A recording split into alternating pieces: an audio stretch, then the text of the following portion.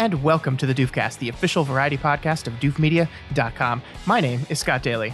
And I'm Matt Freeman, and today I just purchased a brand new teal Cadillac DeVille. Looks kind of green. It's teal. Fine. Hello, folks. Happy Friday. We've got an absolutely stuffed and wonderful show for you folks this week. First, we're going to be concluding our 10-part Deconstructing Director series, breaking down and diving into the films of Guillermo Del Toro. This week, Del Toro's 10th and final film, 2017's, and the Best Picture winning The Shape of Water. Then we'll be going over round one of our Doof Madness 64 movie single elimination tournament and wrapping everything up with a brief this time, I promise, brief discussion of episode 8 of WandaVision. Sounds good. So it's a pretty stuffed show there, Matt. Yeah, it's a lot. So why don't we make our adieus no further and jump right in to The Shape of Water.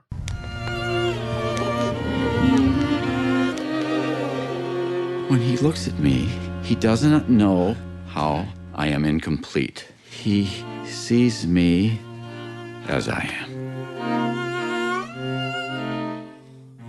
J'avoue, je n'ai bavé pas vous, mon amour. Avant d'avoir eu vent de vous.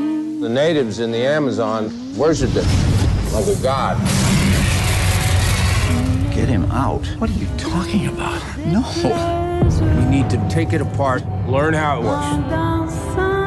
I don't want an intricate, beautiful thing destroyed. We can do nothing. I'm sorry. Don't do this, Eliza. What is she saying? Don't do this. Oh, God, it's not even human. Matt, what is The Shape of Water all about? At a top secret research facility in the 1960s, a lonely janitor forms a unique relationship with an amphibious creature that is being held in captivity. And of course, by a unique relationship, you mean they fuck. That happens. This movie was written by Guillermo Del Toro along with Vanessa Taylor. It stars Sally Hawkins, Octavia Spencer, Michael Shannon, Richard Jenkins, Michael Stuhlbarg, and of course, Doug Jones as the amphibian man. So we have a lot of things to say about this movie, Matt. We're going to talk about it pretty extensively. But right here at the top, I wanted to focus on something that we haven't said a lot about so far throughout this thing. The fact that Del Toro almost always has a co-writer on these projects. He's always listed as a writer on every single one of his films, with the exception of Blade 2. But on most of them, especially most of the last few, Del Toro's had a co-writer, and it's usually someone different. It's like he brings someone into the project, uses them to kind of help structure the script, and then he does all the directing stuff. It's interesting. Yeah, I wish that I knew more about how that works exactly, because all of the stories definitely have his fingerprints on them, as we pointed out every single week. This one, I would actually argue, has the least fingerprints. It actually feels kind of fresh in a lot of ways, and I wonder why that is exactly. But I don't know. I found this movie very, very fun, very refreshing. So let's get into that. Tell me, this was the first time you've seen The Shape of Water, right? This is the first time I've seen it, yeah. So what'd you think of it? I liked it a lot. I think it might be my favorite Del Toro movie. I'm not totally sure about that yet. But I do feel like he's gotten better and better at all of the things that he's good at. And last week I spent quite a while kind of complaining about a few bad habits that I think that he, if anything, was indulging in more and more over time. But I think in this movie, I feel like there was the things that were coming to annoy me, I think were much reduced in this movie. I think my only real issue was like at the beginning, it just took a long time to get to the point of kind of telling us what the plot was going to be.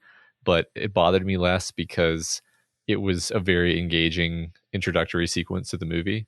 Like it was still very interesting, regardless of the fact that you don't really know what the heck is where this is all going. So that felt better to me. And all things considered, it took less than 10 minutes to actually really get to the plot. Yeah, when the fish man first shows up at the government facility. Yeah. Yeah. That's no more than 15 minutes, I would say. Yeah, I think you're right there. Yeah. So that so yeah, overall, like I think he's a good director. He just has some things that annoy me, and then this movie is just him having gotten much better. It's well written. I feel like there's ways in which it's like the most sort of visually beautiful, just like the sets, the way it's shot. I don't know. There's so much about it to admire. Like I really do see why it won Best Picture, actually. Yeah. I mean, I agree with you there. I love this movie, and I listed it at the time as my number one favorite film of 2017. And I have to say, I have not watched it since then. And over time, I feel like my opinion on the movie cooled a bit. Having not revisited, like I looked back at the list that I made for 2017, and I kind of like started to doubt myself as to why I put this movie as number one on that list. I was like, am I remembering this movie as better than it is? Like, it's the fish love story. It's Beauty and the Beast with a fish. Am I giving it too much credit? And I was so wonderfully surprised to revisit it for the first time today. And no, I there's a reason why I put this movie as my favorite movie of the year. It's remarkable. It's wonderful. I think you're absolutely right that this is kind of, it works very much as a culmination of Del Toro's career. It is kind of a return to the smaller type movie that he likes to make. I mean, even Crimson Peak, which you could call a small movie, just felt bigger even still. And then, of course, we have Pacific Rim and we have the Hellboys. And this felt like a return to form for Del Toro in a way that those movies didn't. I think I read that this is a movie that he had been thinking about for a very, very long time. And I think it shows. It's one of those movies that, like Pan's Labyrinth, the attention to detail here is exquisite. The realization of the world and the ways in which he's going to tell the story are just wonderful. And I don't know, any movie that like heavily features like a love of golden age of Hollywood cinema also just wins points with me. And that's absolutely, this movie is also, on top of everything else it's doing, is a love letter to this, the kind of musical dancing cinema of the 40s. And that made me love it even more. Gosh, there's so much to love in this movie. Yeah. I mean, I think that you're right that there's a lot of ways in which it invites comparison with Pan's Labyrinth. Mm-hmm. Like, I mean, all of his movies have a lot of cross similarities, but I think that's the movie that I most sort of, again, in terms of like the way my brain automatically categorizes movies, this one sits right next to Pan's Labyrinth on my mental shelf. And I would say some of the stuff that I like about this movie that makes it, like, currently, again, I have recency bias because I just watched it, but makes it kind of edge out Pan's Labyrinth in terms of like the movie that I would choose to rewatch of the two is actually all of the the Michael Stuhlbarg parts, the Michael Shannon parts, the Richard Jenkins parts, and the main. I'm not even taking a shot at the main plot of the story. The main plot of the story is also very good and holds your attention, but like the kind of interestingness and nuance and depth and performances of these side characters were just absolutely captivating. Like once the movie really gets the motor running, you're into like all of these characters. I mean, yes, you hate Michael Shannon, but even him, you're like into what's going on with him, and you kind of can't wait for him to get his justice, basically. Yeah, I think a lesser version of this movie doesn't break with Sally Hawkins' Eliza as much. It sticks with her throughout the movie, and it says this is going to be her story, which it absolutely is. But yeah, I think Richard Jenkins' character is so important to the movie as well, and the moments where we get to just the camera follows him through his life and his struggles are remarkable. Kind of same thing with Octavia Spencer. I think the scenes with Michael Shannon are some of the most wonderful and disturbing scenes that Del Toro has ever constructed.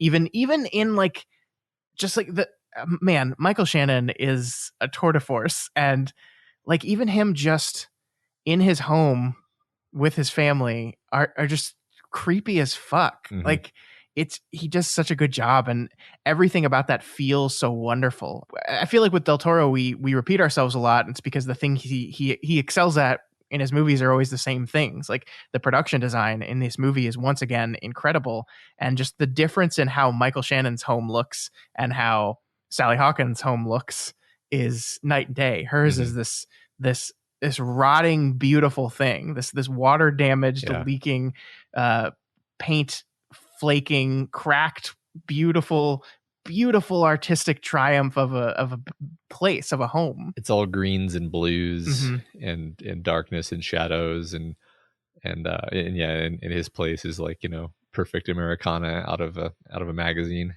Yeah, it's supposed to represent everything that we were supposed to want in those times. Like, yeah, it's this, and it's modern looking. That's one thing that this movie does a really good job at. It's like all of the characters besides our main ones, our main protagonists, are like super into modern stuff, like the newest car, the newest technology, the space race, and modern looking homes and jetpacks. Yeah, and it's like just the comparison between this old theater, this apartment that lives above this old theater, like with this Art Deco looking wallpaper that also looks like fish scales. Like it's just remarkable the way he drew a comparison between these two worlds and how these worlds are kind of crashing into Sally Hawkins, Eliza, like a wave of some sort.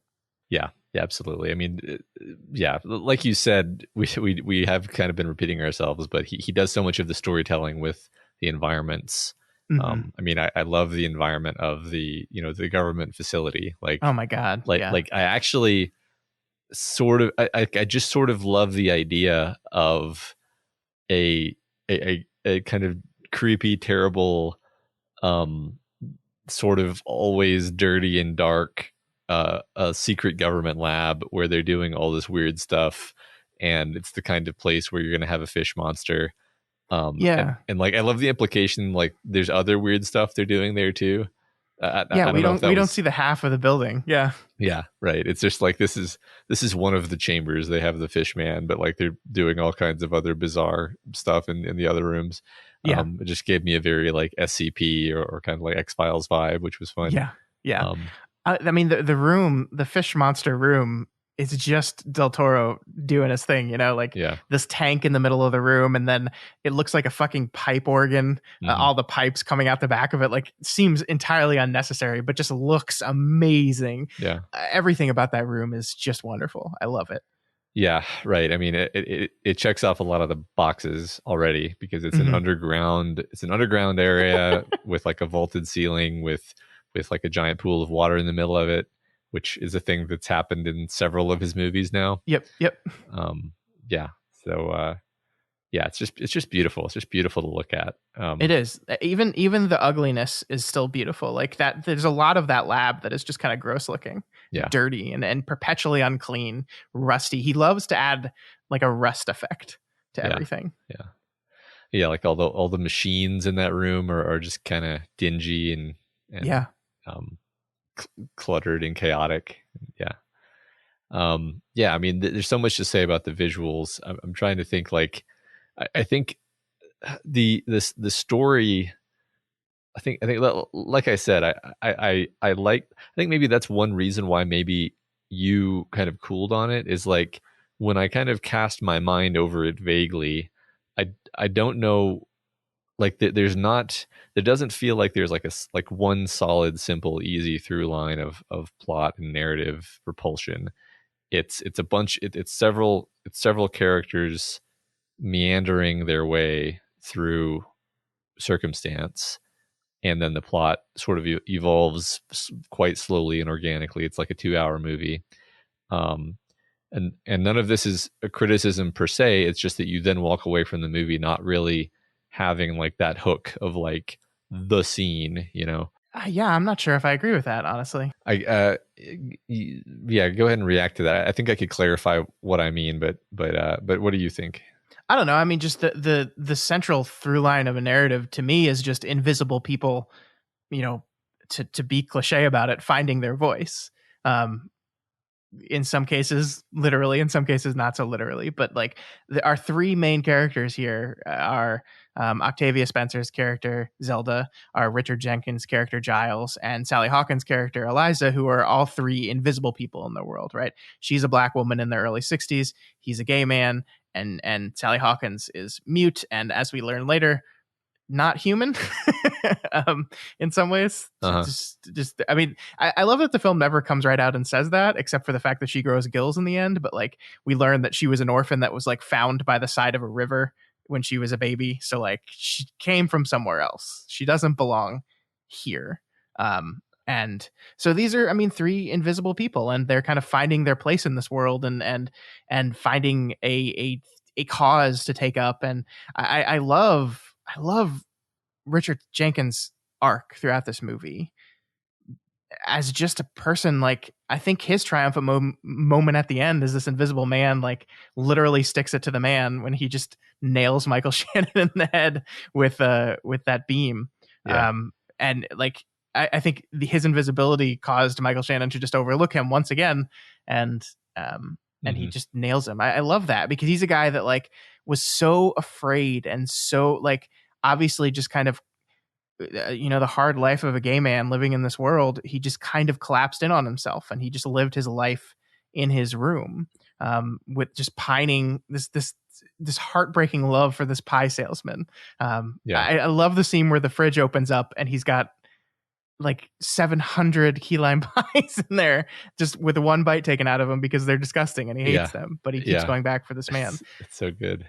It's so good. So I don't know. I honestly don't know why I cooled about it. I think it's because I just chalked it up in my head to be the fish fucking movie, which was totally unfair to it. Well, that's the thing. I think that to clarify kind of what I meant by what I said is, like, when you think about Pan's Labyrinth, for example, immediately very vivid, horrifying images are going to jump into your mind, and like the movie really kind of takes up space in your head. You have very specific recollections of that movie. Whereas, and again, I haven't had time to sit with this movie, so I don't know how it's going to age in my brain. But with this one, it doesn't have any specific moments that are jumping to my mind as being similarly like immediate and arresting. And again, that like there's a lot going on with all these characters, which is great. Like, it makes for a great movie. It just makes it harder for your brain to kind of find the handhold of like, what was that movie again? What are you going to remember? Are you going to remember Michael Shannon pounding his wife while telling her to be quiet, like which is like a great storytelling moment, but it's like, it's so weird, Yeah, like a lot of the movie is like that, right? I think this is an interesting thing that Del Toro does, and I don't want to. I think I want to let you finish your point, but I want to circle back around to that moment and many extremely adult moments in this movie. Yeah, which it was funny because I think last week you said, "Man, we don't really get a lot of graphic sex scenes with Del Toro," and we were like, "Yeah, this is the first one," and that wasn't even graphic. That was like everybody was fully clothed.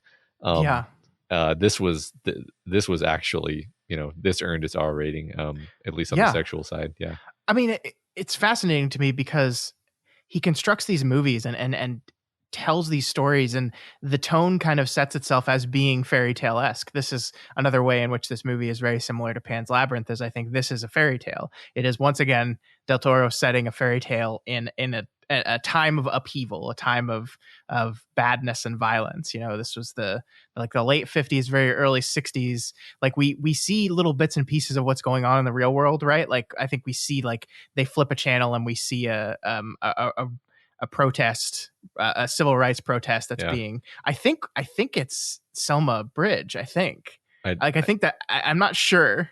Yeah, you might be right about that. I'd have to look at the chronology, but there was also basically Kennedy, announcing like something to do with the Cuban Missile Crisis being like ongoing at that exact moment. So yeah, and it's fascinating to me how the movie chose to background those things. Like, we just get brief flashes of them. It's not really the focus of the movie, but it is helping you kind of set the stage of what the upheaval that's going on in the country, and how characters like Michael Shannon's Strickland are the people standing against this change, the pushing back against the abnormal people, we'll call them. And I also think it's fascinating that, like, you write this monster movie in the 50s, and Michael Shannon's character is the protagonist, right? Yeah. Like all the 50s monster movies are usually a government agent trying to solve the problem of the monster. And the monster is the bad guy. Yeah. Yeah. And so Del Toro has taken that whole thing and literally turned it around on itself. It's wonderful. Yeah, no, I like that. It's funny because I was just gonna say, like, I wonder if the first draft of this script was like a woman and a fish monster fall in love during the Spanish Civil War, and then somebody was like, hey, Guillermo, like, can you just, in the interest of us making any money off of this thing, could you please set it in America and have it be about some rough time in American history? Yeah. Because really it's thematic. Like the Michael Shannon character is so analogous to the military commander in Pan's Labyrinth, and like that's sort of an archetype of Del Toro's, is like the man who is obsessed with his legacy and with his image and with like people's respect and his position in the world. Like they're very, very similar characters in that way. Sure, definitely. I want to circle, but we kind of went off on a tangent, and I forgot to finish my point. Sure. My point was that like we construct this story that is in this very like dream-like fairy tale type tone and mood and color grading, and every time Del Toro does this, there's always an extremely, I'll call it adult for lack of a better word, but like unexpected and jarring moment. I think in Pan's Labyrinth it was when the fascist commander just like brutally murders those two people. Yeah. And in this movie it's when Eliza gets naked and then hops in the tub and starts getting herself off, and you're just like I'm not judging that, obviously not, but it's kind of jarring and like, oh, so this is okay. Yeah. I've reset my head on what type of movie this is, because he's playing with these kind of classic storytelling techniques of the fairy tale, that it feels like this is a welcoming for all ages type story. And then he always has this jarring moment where he declares like, no, this is for adults. We're telling a story of love, and we're not gonna hold back. It's gonna be an adult story of love. And so it's gonna be hyper violent. It's gonna be very sexual. The only way for these characters to really express themselves fully is through doing it with the fish man. Yeah, right. Which I guess, should we talk about that moment now? Sure, at this point? Sure. I mean, we can go in whatever order you want, man. Let's do it. Yeah, I mean, it was interesting because like I've never seen this movie before, but I've kind of known the broad strokes of the plot just through osmosis, and so I knew she was gonna bone down with the fish man. Mm-hmm. And it like the movie still kind of managed to surprise me in a few ways. I think one of them was like the fish man is way more monstrous and kind of inhuman than I was kind of expecting. Like I think I was literally kind of expecting him to basically be Abe Sapien, who is basically a man with sort of a fishy cast. But sure. this guy's like he really, like you were saying, kind of comparing it to 50s movies, he looks like a monster from a 50s movie. Yeah, he looks like the creature from the Black Lagoon. He looks very, I think, intentionally like the creature from the Black Lagoon, actually. Yeah. And so that to me, I was like, okay, that's weird. Like it's going to be even weirder for them to have sex if he's just like a monster. And then the movie, like, it wasn't like he was like a noble, evolved, what's the word? Like, it's not like he was from some society of fish people and it was just all a misunderstanding. Like he was like a wild creature, and that surprised me too, because I don't know, I came into the movie with a lot of preconceptions about like what his nature was going to be. So it's like she's having sex with this monster who also it kind of acts like an animal and eats a cat. And so I was like, none of this is a criticism. It's all just like, I was kind of shocked at the way the movie approached that whole thing. Yeah, but I mean, we see his intelligence too and his kindness. Like he is wild in many ways, and I love the eat the cat scene because it's so unexpected. Like it's literally the opposite of what you would do in a screenplay if you're trying to endear someone to a character, which is such a wonderful choice to show that while this fish man is gentle and kind and intelligent, he is also still dangerous in some ways, mm-hmm. and confused and uncertain about the world. Yeah. I think the reason this movie succeeds, and I think the thing that Del Toro realizes the most about this movie is if you ever don't buy their love for each other, the whole house of cards collapses. And what I love most about the movie is as absurd as it is, as like conceptually, and as you're right that they certainly didn't make it easy on themselves. I do think by the time you get to the moment where she fills up the bathtub, or she fills up the whole room, and they're swimming, you're just there for it. Like, you just believe it. You believe that he's into her. You believe why he's into her. You believe that she's into him, and why. And I think that's where the movie really becomes remarkable, because I think it would be so easy to mess that up. And I think that's one thing Del Toro knew with absolute certainty, that he had to make it work. He had to make it work. And I mean, Sally Hawkins and Doug Jones, who does the fish monster, I think they do a really good job.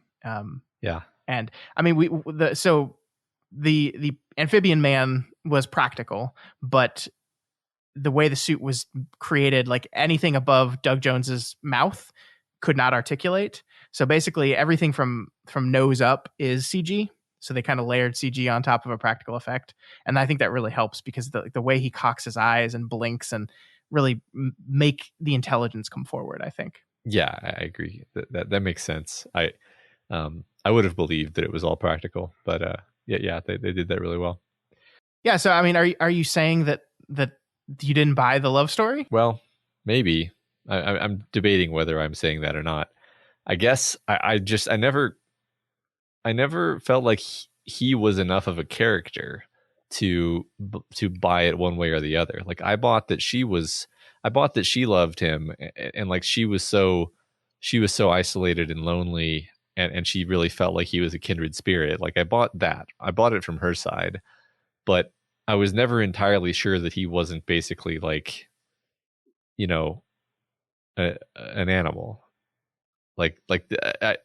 Maybe I missed something that I was supposed to get there. What is the scene where you're supposed to get that he's actually, I guess he likes music and all that stuff. Yeah, I mean, he's appreciating music. I mean, I think the scene where he basically apologizes to Richard Jenkins by growing his hair back and healing his wound.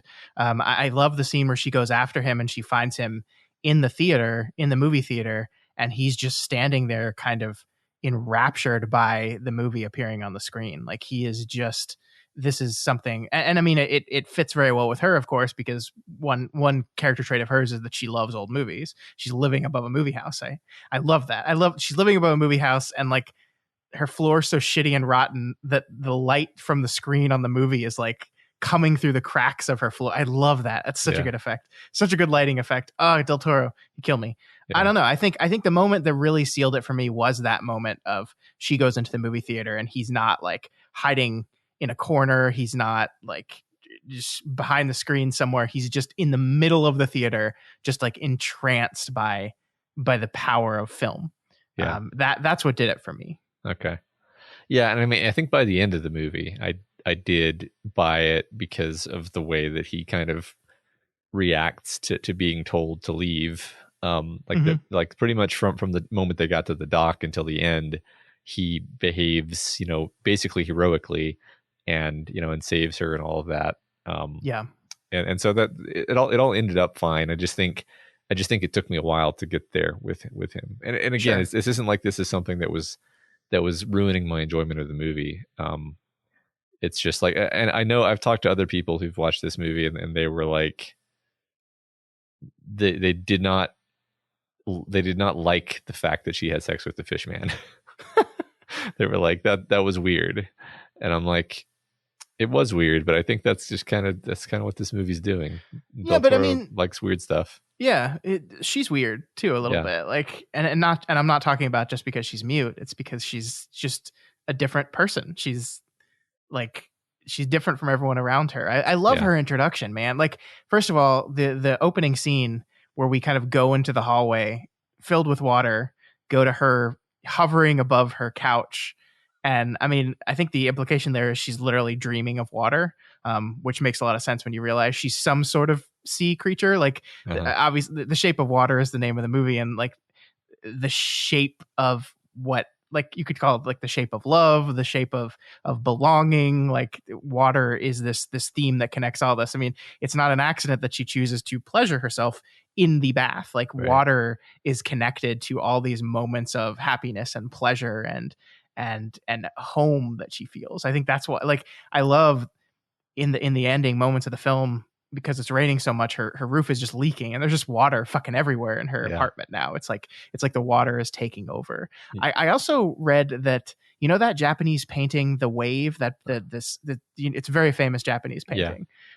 They painted that on the wall of her apartment, and then they like covered it with stucco and wear so much that you can't see the Japanese painting, but you can see like the movement of the wave still. And like, it's one of those things that there's no way you notice it, but it just adds to the feel of the room. Right. Because I mean, the reason that painting is so iconic is it captures the kinetic movement of the waves, and the particular, the sense of power of water. And so just bringing some of that sense of the way water moves and behaves. Yeah, that's really cool. Yeah. I mean, I'm going to be honest. I did not get that she was supposed to have been a fish creature from birth. What I thought was happening is that toward the end of the movie, he's revealing that he has powers beyond what anybody has understood up to this point. And I thought maybe he just magically gave her gills, basically, because like we're sort of already in fairy tale territory. Sure. But when you remind me that she was found near the water and she has scars that already look kind of like gills, I'm just like, oh, okay. Yeah, I think that is the point, is that she was already more like him than she was like anyone else. Yeah, I mean, there's that scene where right after her first sex scene, she is sitting on the train on the way into work, or bus rather, and is like moving the water droplets from the rain with her finger. Yeah, that stuck out. That just kind of sort of like fell out of my brain, because I was like, is she telekinetically controlling the water? And then we just kind of never returned to that. But yeah, no, I think you're right. I mean, you can, like, that's the fun of this movie, is if you really want to, you can say, yes, she has telekinetic water powers, but you can also just say, no, this is a fairy tale and she's daydreaming. And like she dreams of water, so she daydreams of water, and water has taken on the shape of the water. Is it like she makes the water pellets dance, and she expresses herself through dance. That's like, this is the only movie you could get away with just having a full 1940s like dance scene in the middle of. That's like, when I think of this movie, that's the thing I think of, because it's so shocking that Del Toro just does this. And I think, honestly, that's what won him the Academy Award. I think like having, like, first of all, the Academy loves when you like pay homage to old Hollywood. They just eat that shit up. And so he does this beautiful homage to 40s, to like the Fred Astaire type of dance number. Even in how he shoots it with the camera, like just crazy beautiful crane shots, and that's also makes total sense within the concept of the story, because she's struggling to express to him how much she loves him, and she does what anyone does in musicals when they're having trouble expressing themselves. They express themselves through song and dance, and it's wonderful. And I just love the image of like a beautiful like gowned woman dancing on this beautiful soundstage with a fish. It's so great. Yeah, I agree. Yeah, I like this movie a lot. I think it's my favorite, and I think it's his best. And I'm glad that we kind of are ending on this one, actually. Yeah, because I know I feel like a couple of the last episodes I've been kind of getting negative in ways that, like, I don't enjoy being negative, but I was just like, look, I noticed that there are these certain patterns that I'm getting annoyed with.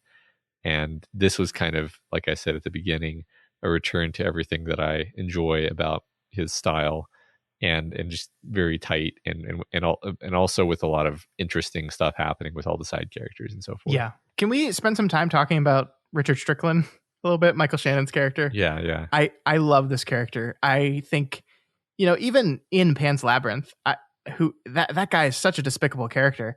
I don't think he holds a candle to Strickland. Like, I think at least that character, you kind of get like, he wants to have a son because he wants to pass this legacy on to his son. Strickland is he's just a monster. And he does have his motivation. I mean, like, he's chasing the American dream or his understanding of the American dream or what it looks like. But God, he's the worst. Like the introduction to him that the movie does is some of the best like quick character work I've ever seen. Like him walking into the bathroom while the two women are cleaning it, and it's just like walking up to the toilet, no hands in it, while two women are in there, just chatting with them casually. And then the line where he's like, a good man washes their hands either before or after they go to the bathroom. You do it both. It says something about you. Yeah. You're just like, Yeah. the fuck is wrong with you? Yeah, no, it's so funny. It's so hilarious. But like, yeah, like he's so full of himself and he thinks everyone wants to hear his thoughts about these things, and his like moralizing about everything, and also just his like terrible racism. Oh yeah. And not just racism, but just like looking down on everyone constantly. Yeah, I mean his story of Samson and Delilah was fascinating because of course Zelda's middle name is Delilah, and he gets that and runs with it. And it's like it's like the story of Samson and Delilah is complicated, right? But his version of it is like, I'm right and you're bad. Right. And it's fascinating. And he continues to call her Delilah. Like he barely calls her Zelda anymore. He always is constantly referring to her as Delilah. And I love the tics that he gives him, that Del Toro gives him, like the choice to do like the hard candy, the green hard candy that he's sucking on. The color, that bright color green has some very powerful tonal and thematic implications in this movie. The green jello of the new replacing the old. Yeah. And just like the arbitrary nature with which he moralizes. Like I love when he's like, yeah, this ridiculous nougat candy, I don't do any of that stuff. I'm all about my green. Right. Like what the fuck is the difference, man? Well, that's what's great is that's a perfect example of it where it's like the way I do it is the right way. And if you don't do it the way I do it, not only is it like you're not only wrong, but you're bad. Yeah. Like different is bad. Like that. And I think that's the whole idea behind that sort of character is, where the whole society, he's exemplifying the way society was at that time, where like conformism was the way of the land. Yeah. And if you didn't fit into the right box, then you were just SOL. Like your life was sidelined. And you were a marginal human being. You were never going to be successful in any of the ways that a character like Michael Shannon's character could be. I think one of my favorite moments in the movie is when like he's screwed up really badly. He's lost the creature. He's trying to hide it from the general. He fails to hide it from the general, and he's telling the general, he's like, "Look, I've been reliable my whole life. I've been a good." I've been a reliable and good worker for you, been a good soldier for you, and I've been a decent man. Oh my God, yeah. Well, doesn't that count for something? And I don't know. I just love that moment of like, number one, him feeling so entitled to continue to like to live in the manner to which he had become accustomed, just because. Despite the fact that he failed, just because he had been a good old boy with the general, but then also the fact that the general throws it back in his face and is like, "That's not the way this works." Yeah, I mean, I wrote down this quote because I loved it so much. The general says, "A man has the decency not to fuck up. Now that's one thing. That's real decent of him. But the other kind of decency, it doesn't really matter. We sell it, but it's an export. We sell it because we don't use it." That's such a fucking amazing quote. Yeah. It just shows how much of a bullshit sham this whole thing is. That this idea of like the conformity to this image of what the good American boy is just bullshit. It's just bullshit. It's an image. That's all it is. And here you have these people, these wonderful people living their lives, and they're just different. And so they're invisible. This world has no use of them. And all we can do is strike them down, torture them, and in some cases try to kill them and rip them open to see how it is they do what they do instead of just allowing them to flourish.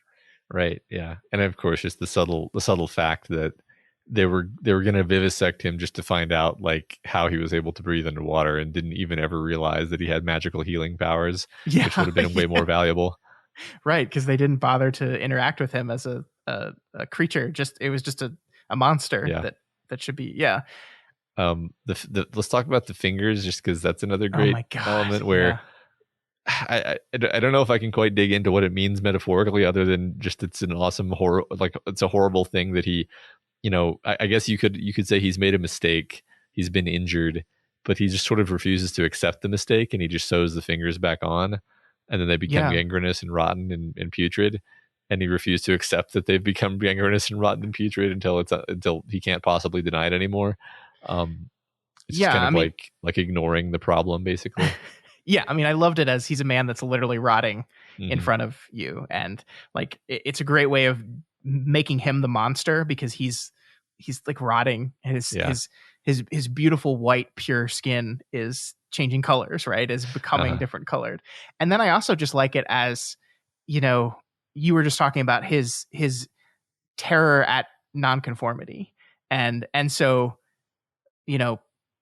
having 3 fingers is not normal, right? It's not the normal thing. And so he's going to keep these 2 fingers on well beyond the point of absurdity, because he must conform. He's got to have all 5 of his fingers, because that's what good Americans have 5 fingers on each of their hands. And he's also like popping pills like crazy.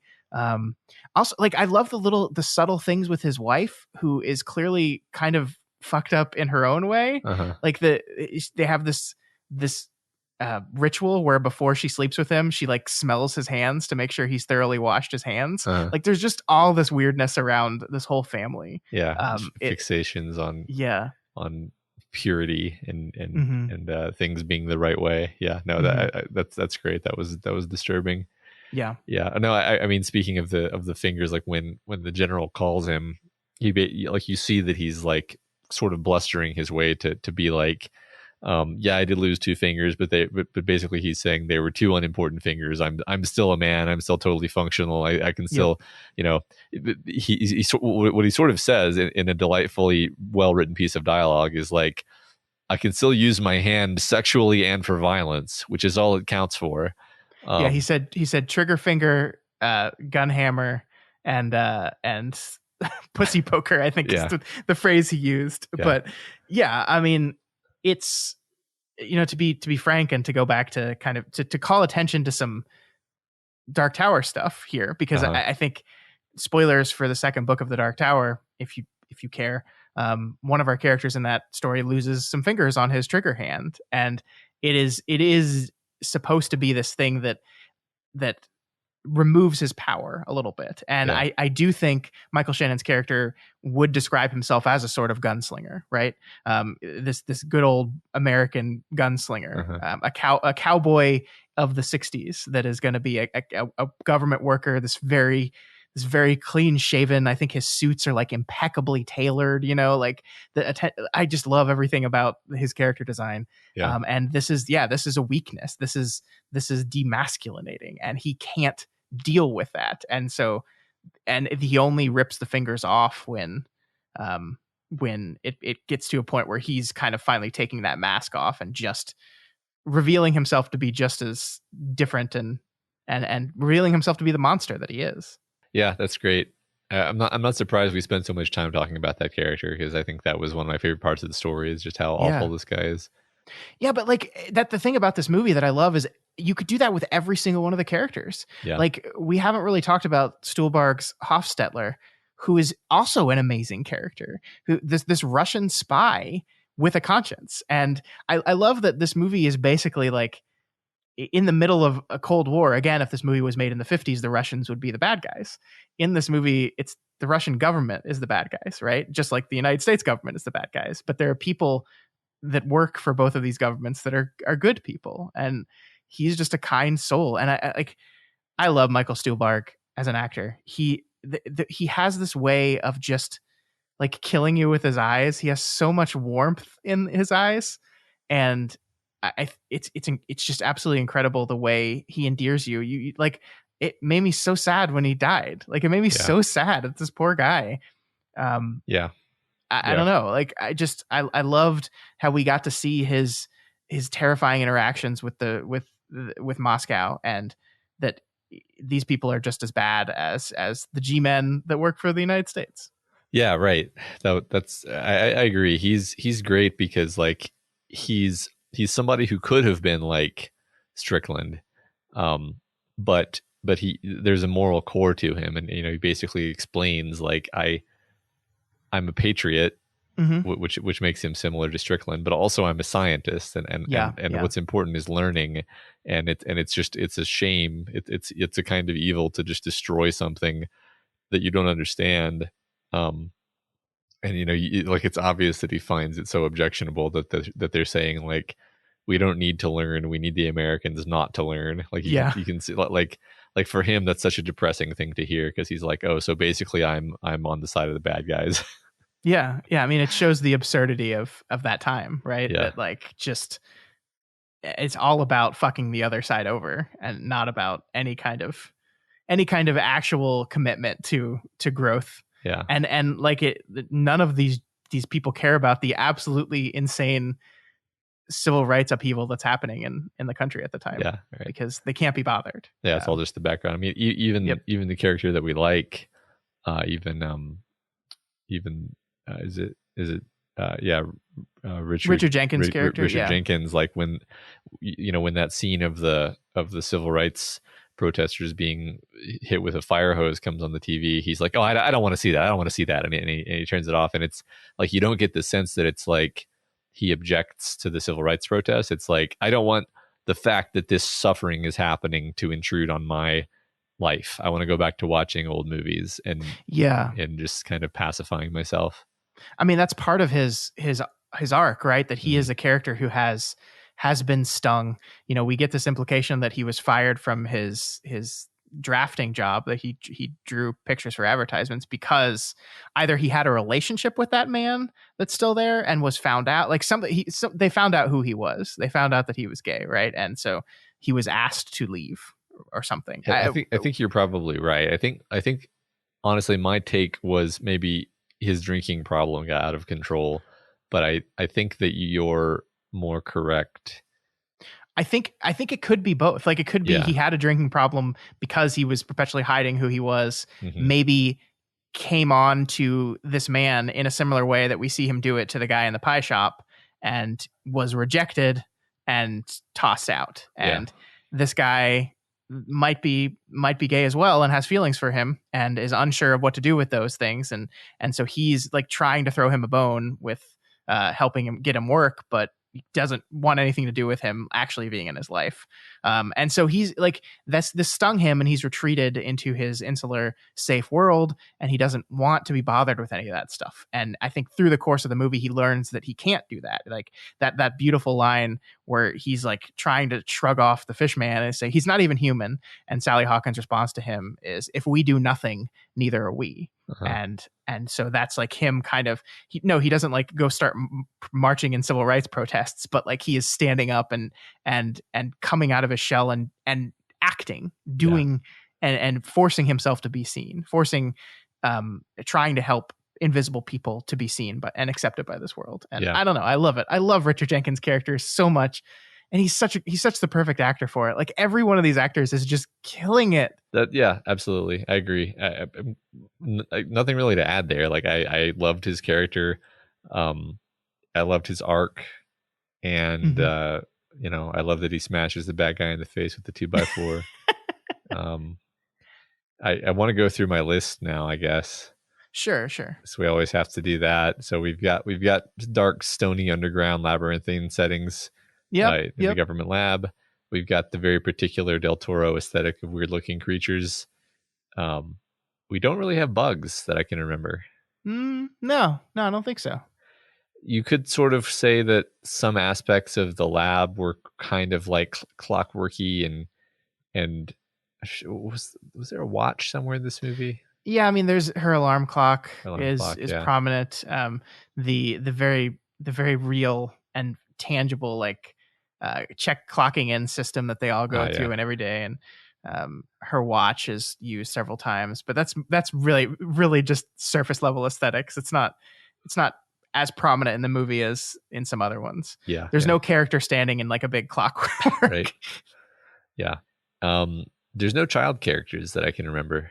No, it's a very, very, adult movie in Yeah. both story type and just numbers of characters. Yeah. Not even a flashback to her being saved as a child on the riverbank, which is something that I feel like Del Toro might have done at some point previous in his career. I'm so glad that we didn't do that. I don't think that would have fit with what we were doing here. Like, I we agree. need to be in the here and now. I think if you want to make an overall thematic thing, you have all these characters that are like obsessed with the future. You have all these characters that are obsessed with the past. And part of the arcs of this movie is learning to live in the present a little bit. Yeah. So. Right. I mean, I think like there's a very specific kind of tendency with some of the beginnings of his movies to be like kind of like wistful and slowly winding in on the story, whereas this one it wasn't wistful. It was a different feeling. It was a very different feeling, and it was there was motion and a sense of like velocity to the scene, a sense of dynamism. I wonder, I've been thinking about this a lot lately. This is kind of a tangent, but I've been thinking how we use flashback to characterize a lot in storytelling these days. And not to get in another conversation about Lost. I love Lost, you know this, but I think like a lot of shows took the Lostian model and said, oh, this is a great way to characterize. And so they just started throwing flashbacks everywhere. Like, instead of using how the character is now to define who they are, we can just show what happened to them when they were in the past. And then we're like, oh, I understand them now. And like, it's very effective. And I'm not saying we should stop using flashback, but I feel like it's a shortcut that so many stories are doing now.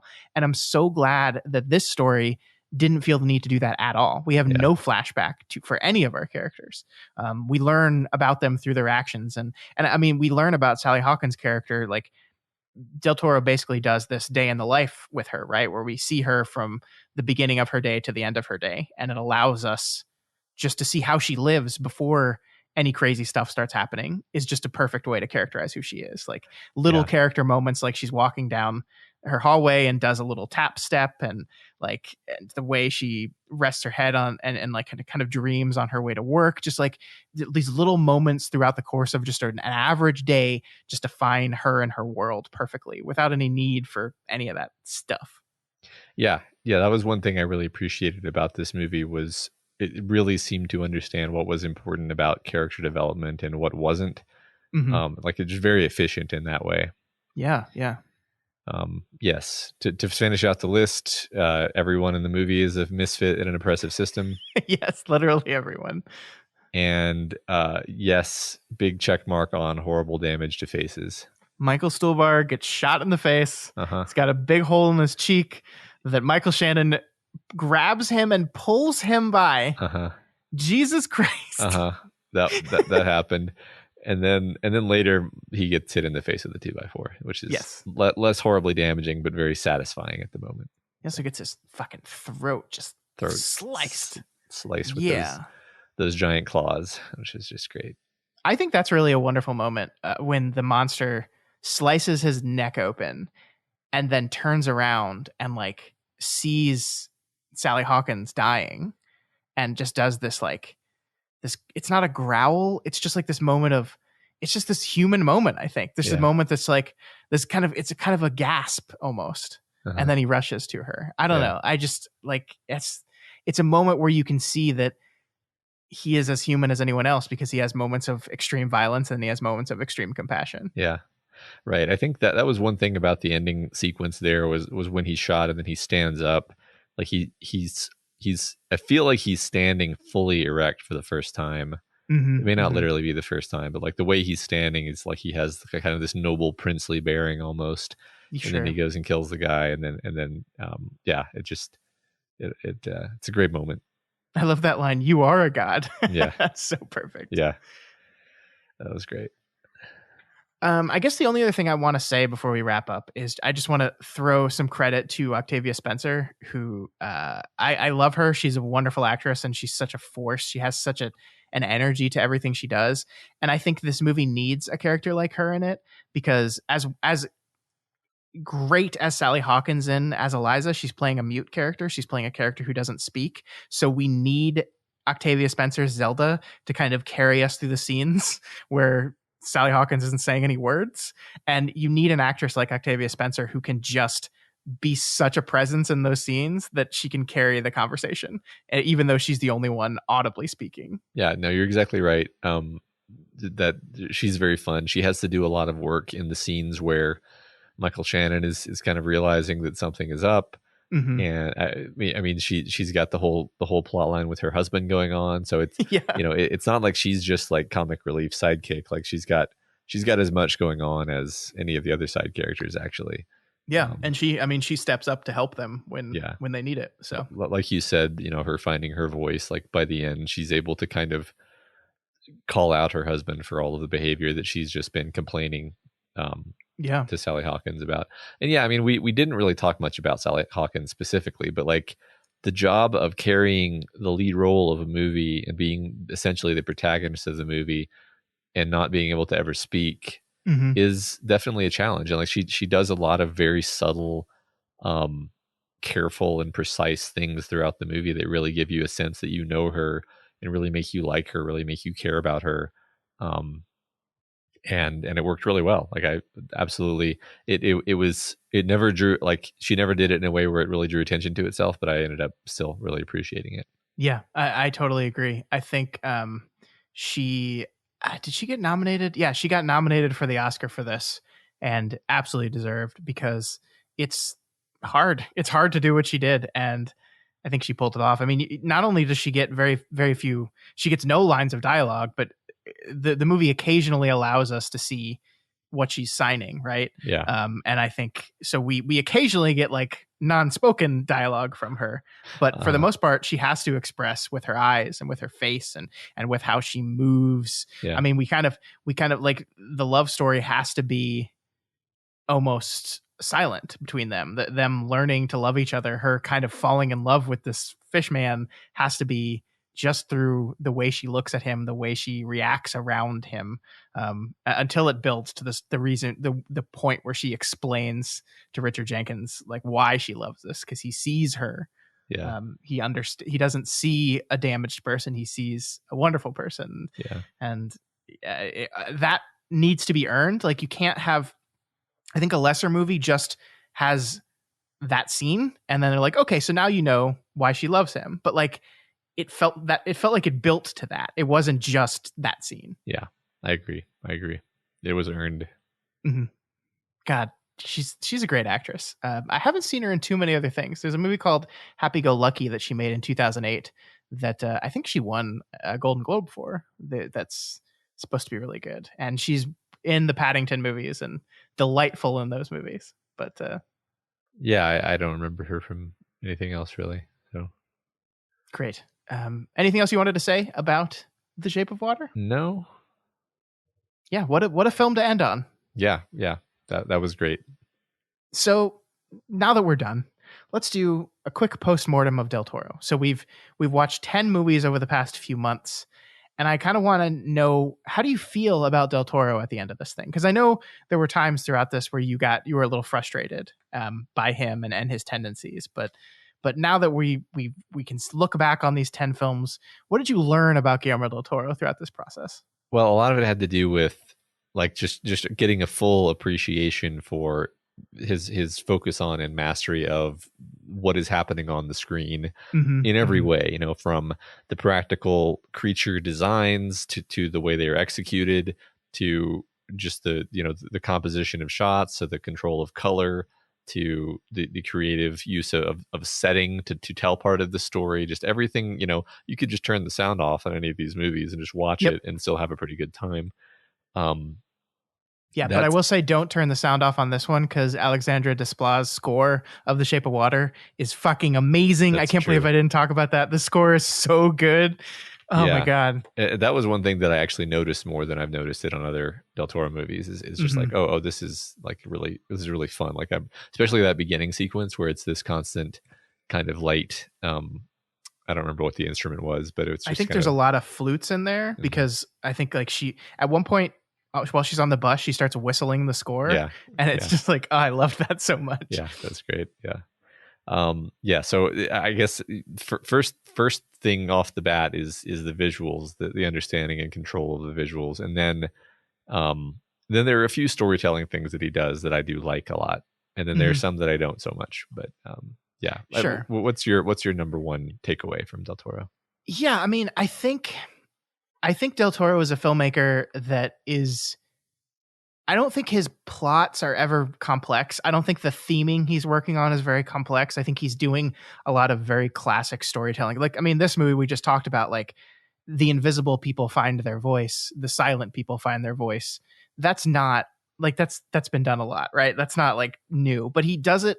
He sees the world in a very interesting way from a very interesting angle. And so he tells these very classic, fairy tale or gothic or ghost story or romance tale or sci-fi monsters fighting each other. He takes these things and he takes those themes through his lens of the world. And so they always become interesting. And we did not talk about the complex theming or plotting of any of the 10 of these movies, which is not something we've done for other directors. Because those films are so much, I think, more complicated and doing different things. But still, I think it's just, he's a beautiful storyteller. He's an artist. He's an absolute artist. And I think he is much more focused and into his particular aesthetic than a lot of those other directors are. I mean, maybe I'm just totally wrong about this, and it's just because we watched the Del Toro movies in a much quicker succession than we've done with any of the other 4 directors we've talked about. But it just felt like Del Toro, we've never done the list thing that you did for this one, right? We've never just wrote down the Del Toro-isms. We didn't write down Fincher-isms. We vaguely talked about them. We didn't write down Wachowski-isms. We didn't write down Shyamalan-isms. Right. Those directors, they definitely have things that they like to do, but I feel like they search for different things more than Del Toro does. And I don't mean that as to swipe at him. I just think he knows what he likes and he just does what he likes. And I respect that. I respect that he's had the type of career that allows him to just fucking make the types of movies he wants to make. Yeah. I mean, definitely with the other directors, it tends to be a specific theme that they like to explore over and over and over. Sure. But not usually like the same exact element every time.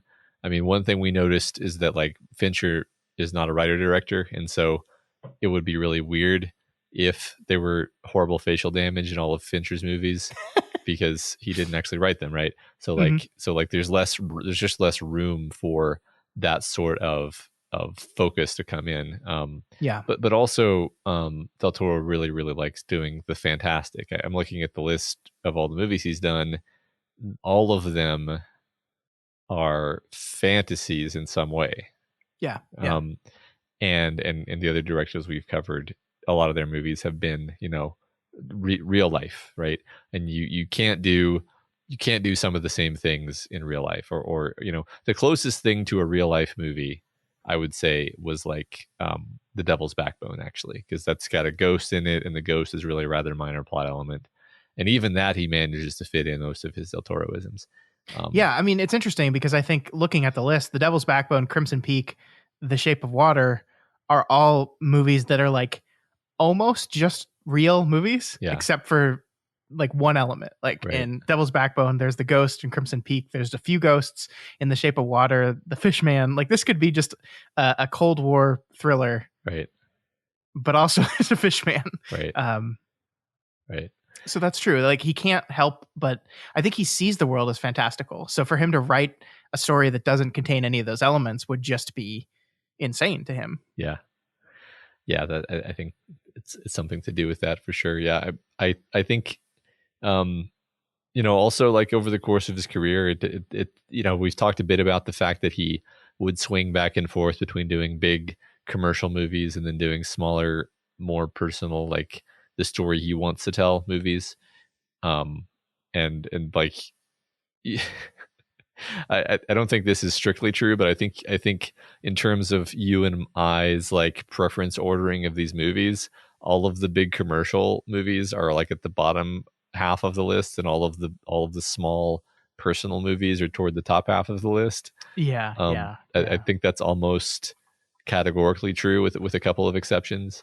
Did you want to go through our rank orderings and talk about that as a way of framing the Del Toro meta discussion? Yeah, we could do that. We've never done this for any of our other directors, but I thought it would be fun to just rank them real quickly and kind of see what that says about what we think of him as a director. Do we want to go like each of us say our 10s and kind of work our way down, or how do you want to do it? Yeah, let's do it that way. Yeah. All right. So number 10, I put Mimic. I did too. I think this is the only Del Toro film that I would be comfortable saying is just a bad movie. Like this is just a not good movie. And there are many reasons for that, both behind and in front of the camera, but it's just not a good movie. Yeah. I mean, what's funny is there's still stuff to enjoy about it. Oh yeah. And I think, I mean, the creature design, there's some really scary moments. It's just kind of a mess though. Yeah. And I think we talked about why that happened. Like it wasn't entirely his fault. Mm-hmm. Next up, I put Hellboy 2, The Golden Army. I put Hellboy 2, The Golden Army at that place as well. We have been on the same page so far. Yeah, this film really disappointed me a lot. It was more favored than the first Hellboy, which really surprised me. I just didn't it's not like it's bad. I just think it falls prey to some of his worst tendencies as a structural screenwriter. And it's so busy that it can't have the wonderful attention to detail that he normally gets to have. Yeah, the story, it's been a few weeks since we talked about it, and I can kind of, with the dispassion of having seen it recently, but not too recently, I'm like, yeah, like you're not into the story actually. Like the only element of the story that I remember being into now is Nomak, the Elf King, the Elf Prince. And even that is not executed super well. So, and even that's not his name. Even that's not his name. That's just a joke. That's the name of the character from my number 8 film, which is Blade 2. Blade 2 is my number 8. So at this point, we risk kind of getting to the weeds because my number 8 was actually Hellboy, which surprised me that I placed it so low, honestly. And the thing about lists like this is just like you ask me the same question tomorrow, I'm going to have a slightly different ordering. I just, as I'm looking over all of the movies, I'm like, did I like Hellboy more than Pacific Rim? Maybe, but probably not. Did I like it more than, Blade 2? No, Blade 2 has a lot of nostalgia points for me. So like that's my reasoning why it's so low for me personally. Yeah, and that's kind of the same for Blade 2. I Blade 2 is a good movie. Like I enjoyed Blade 2. I enjoy the Blade series generally.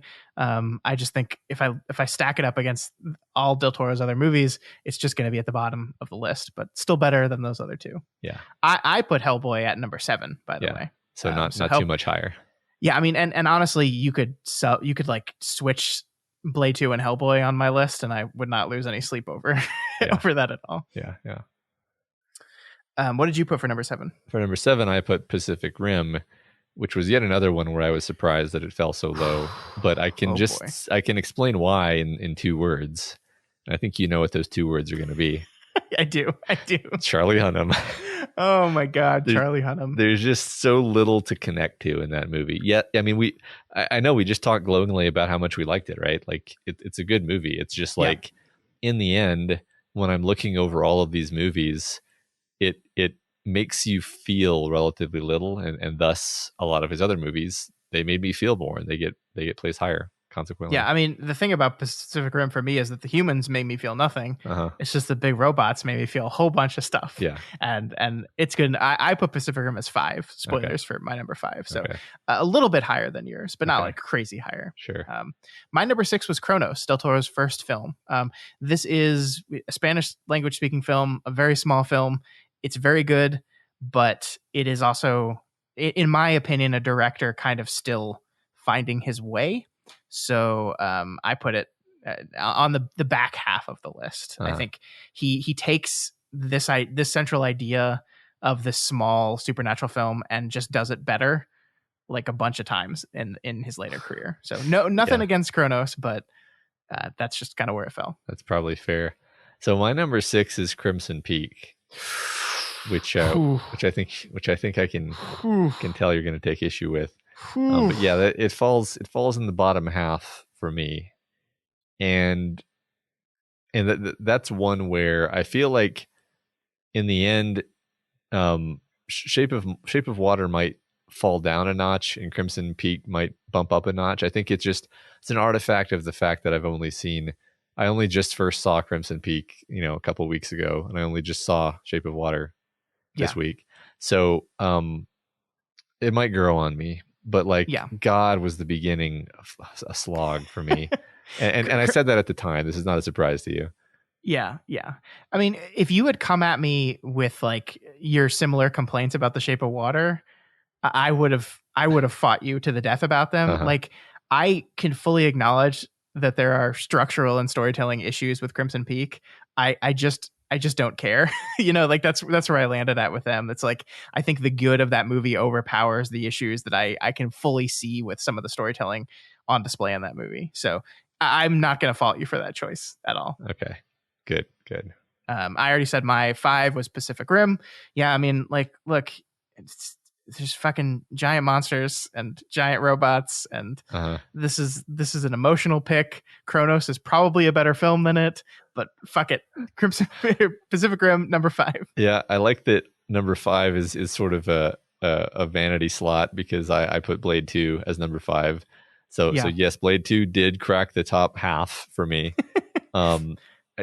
Almost entirely due to nostalgia, but I don't think entirely due to nostalgia, because like it's a good action horror movie. Like it was actually kind of a big deal when it came out, and we talked about this plenty on that episode. But like the Reavers are scary and creepy, and the action is well done, and it's got all these great moments where Del Toro just really nails like the corny awesomeness of throwing Blade the sunglasses and all of that, where you're just like, that's that's Del Toro too, right? Del Toro is these quiet movies about struggling loners, and then he's also the guy who has in his movie Blade, throw the sunglasses, catch the sunglasses without looking, put them on so that he can go fight a vampire.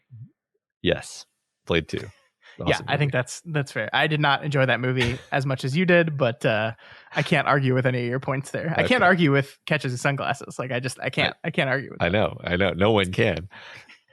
My number 4 was Crimson Peak for reasons that we've kind of already talked about. The aesthetic of this film is just right up my alley. It's like me and Ryan Johnson watched this movie. He went on to put bright red on white in a Star Wars movie, and I went on to talk about how much I liked it in a podcast. So me and Ryan Johnson are doing equally well in our careers, but we were very taken with Crimson Peak. Yeah. You guys are just neck and neck. Yeah, it's really. I think I'm going to pull out of him. He took some gains with this whole giant hit that was Knives Out, but I think I'm going to catch up. Yeah, I mean, he's been kind of resting on his laurels. So you're what's he been doing? Squeak past. Yeah, I'm producing hours-wise way more content than he is. Way more. So my number 4 is actually Kronos, and I think my reasoning is quite simply that I liked it a lot. Not to make things overly simple, but like I looked at the list and I just couldn't. I think it, for me personally, goes above all these other movies where just it's it's kind of my kind of story, I guess. It's like very focused. It has a very specific and powerful tone of like doom and dread throughout the whole thing. It's got all these really effective, really creepy moments, like when he's using the little thing, the amulet creature thing. You're right that like it's not nearly as sharp and not nearly as like visually elaborate as his later movies, but like that honestly just kind of makes me want him to like make Kronos again, except with his modern abilities. Because I just love the gothic vampire story that he told in that movie, and I thought, I just really liked it. Just really liked that movie. Yeah, you're kind of making me feel a little bit bad about my position for it. I mean, because I think if you look at this list, it makes it seem like I didn't like Kronos that much, and that could not be further from the truth. It's just I did. I think it's a great movie. It's a great establishing shot for who Del Toro is as a filmmaker. I just like these other movies a little bit more. Sure. Yeah. I mean, I think for both of us, like our top 6 or 7 are movies that we actually liked a lot. And so. For number 3, I put The Devil's Backbone. This is basic. I think to me, The Devil's Backbone is him doing Kronos, but he's gotten a better. I mean, yes, it's not vampires. I agree. It would be fun to see him return to like a very intimate vampire movie, but it's kind of doing emotionally the same things for me. And I just frankly adored it so much. I love The Devil's Backbone as well. That was my number 3 also. I think kind of like you said, he's doing everything that he does well, except doing it better. And it's number 3 because he just gets better from there, basically. Well, not linearly, but like then the next 2 movies he's kind of doing the same thing, but he's doing it better and better is what I should say. Yeah. So I mean, at this point, if you're scoring at home, both of our number 1 and number 2 movies are the same. We are putting them in a different order though, because my number 2 is The Shape of Water, making Pan's Labyrinth my number 1. Yeah, and my number 2 currently is Pan's Labyrinth, and my number 1 is Shape of Water. I just really like both movies though, so. Yeah, I do wonder, if you ask me in 6 months what I'd say about that. I'm not sure if I'd necessarily stick with that. But yeah, both of those deserve to be at the top of the list. I think that's. I'd actually be interested to hear if anybody likes any of his movies more than those 2. Yeah, that's a good question. Yeah, I mean, I would have absolutely no problems flipping that at all. Right. I think. Either of these 2 movies are him at his absolute best, and it's I don't know, it's just remarkable. I mean, The Shape of Water, like winning Best Picture, is so cool, and it's not like that movie won Best Picture because it was like a particularly crappy year. It was a stacked year. Call Me by Your Name, Darkest Hour, Dunkirk, Get Out, Lady Bird, Phantom Thread, The Post, 3 Billboards Outside Ebbing, Missouri, and The Shape of Water. Those were the nominees for Best Picture that year.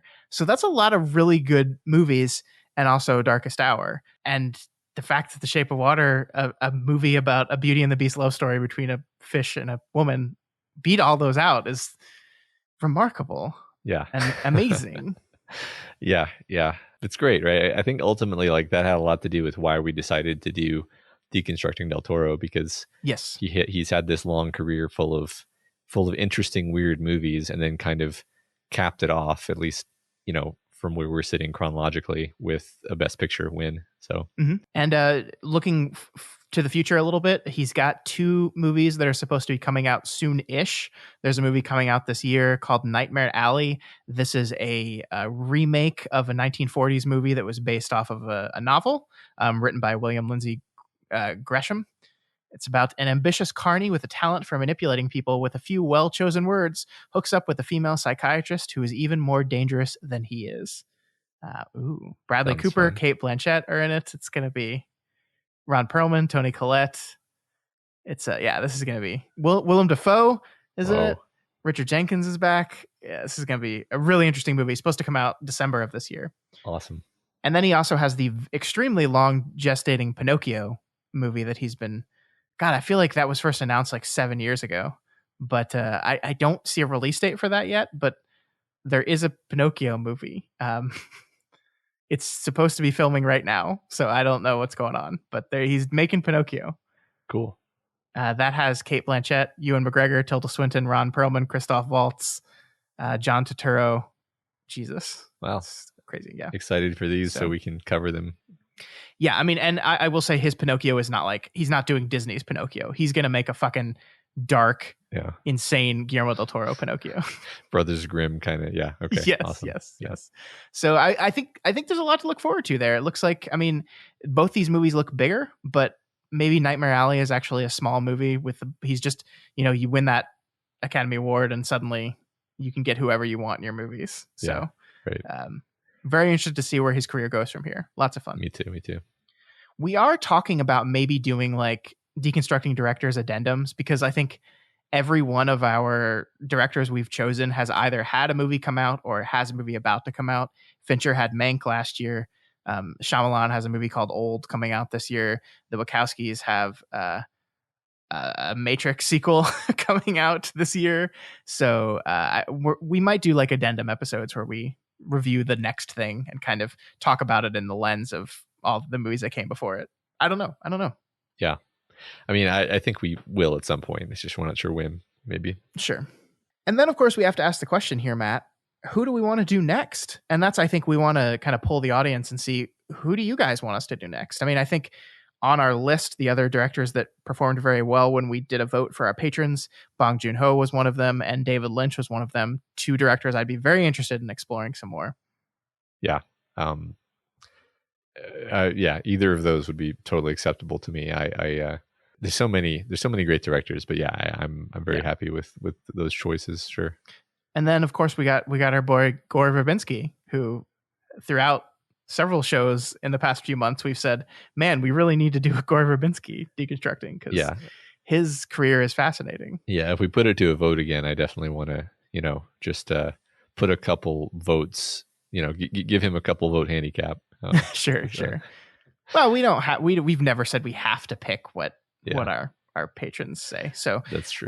What we will say right now is we're a little too early to be doing any of that, but we would like to hear from y'all. So if you want to send us an email at doofmedia@gmail.com with which director you think we should cover, the only requirement we have is they have to have at least 5 movies for us to do this.